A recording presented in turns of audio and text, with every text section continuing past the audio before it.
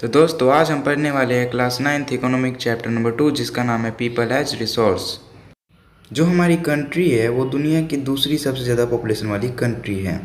तो जो हमारी पॉपुलेशन है वो हमारी कंट्री के लिए बोझ नहीं बल्कि वो रिसोर्स बन सकती है जब हमें अच्छी एजुकेशन और अच्छी मेडिकल केयर दी जाए। तो जो हमारा चैप्टर है पीपल एज रिसोर्स उसमें हम यही पढ़ेंगे कि जो पॉपुलेशन होती है किसी भी कंट्री की वो उसके लिए एसेट होती है, ना कि कंट्री के ऊपर बोझ होती है।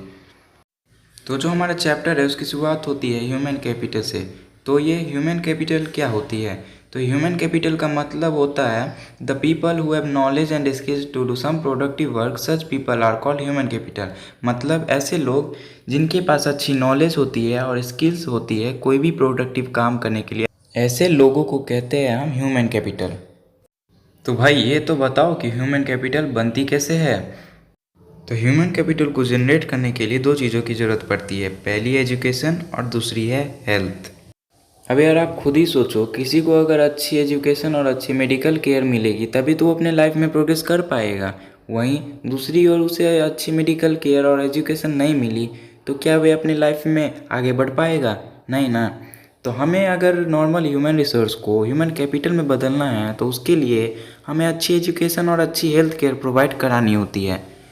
इसलिए जो हमारे पेरेंट्स होते हैं वो हमको अच्छी एजुकेशन और हेल्थ फैसिलिटी प्रोवाइड कराते हैं ताकि हम अपनी लाइफ में आगे बढ़ पाए और कंट्री के ओवरऑल डेवलपमेंट में कंट्रीब्यूट कर सके। मतलब सिंपल सी बात है यार, अगर लोगों को अच्छी एजुकेशन और मेडिकल केयर दी जाए तो वे लोग ह्यूमन कैपिटल बन जाए। Now the next topic is economic activity. तो यार इसका क्या मतलब होता है? इसका सिंपल सा मतलब होता है कि ऐसी एक्टिविटीज़ जिनको करने से हमें पैसा मिलता है। तो हमें हमारे देश के अंदर 3 सेक्टर से पैसा मिलता है। पहला प्राइमरी सेक्टर, दूसरा सेकेंडरी सेक्टर और तीसरा है टर्शियरी सेक्टर। पहला प्राइमरी सेक्टर। प्राइमरी सेक्टर के अंदर आते हैं जैसे कि agriculture, fishing, dairy, forestry, mining, animal husbandry etc। मतलब जो नेचर से रिलेटेड होते हैं वो इसके अंदर आते हैं।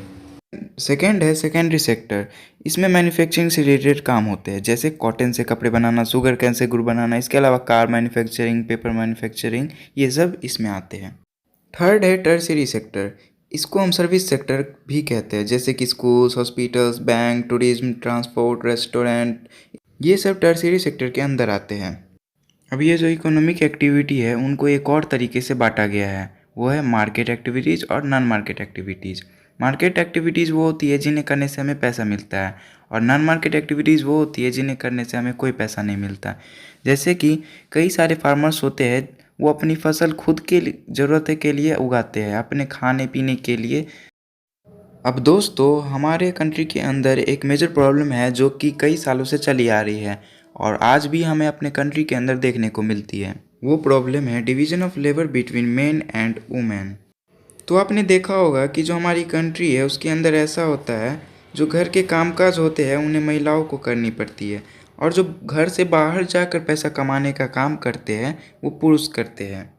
और आपने ये भी ऑब्जर्व किया होगा कि जो मेन होते हैं उन्हें ज़्यादा पैसे मिलते हैं, वहीं जो फीमेल्स होते हैं उन्हें वहीं काम के कम पैसे मिलते हैं। ऐसा जनरली अनऑर्गेनाइज सेक्टर में देखने को मिलता है। अब यार आप खुद ही सोचो, ऐसा आखिर होता क्यों होगा?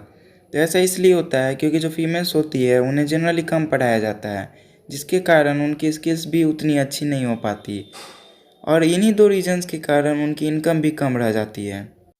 लेकिन अब ये धीरे धीरे कम होता जा रहा है क्योंकि हमारी कंट्री अब डेवलप हो रही है और जो हमारी गवर्नमेंट है वो भी काफ़ी प्रयास कर रही है इस चीज़ को ख़त्म करने के लिए। क्योंकि एक बात तो हम सभी लोग जानते हैं कि अगर वुमेंस को भी अच्छी एजुकेशन और अच्छी स्किल्स मिल जाए तो वो भी अच्छा कमा सकती है और हमारी कंट्री के ओवरऑल ग्रोथ में एक अच्छा कंट्रीब्यूशन कर सकती है। थैंक यू दोस्तों, अगर वीडियो अच्छा लगा हो तो एक लाइक ज़रूर कर देना। इसका नेक्स्ट पार्ट मैं जल्दी लाऊँगा। तब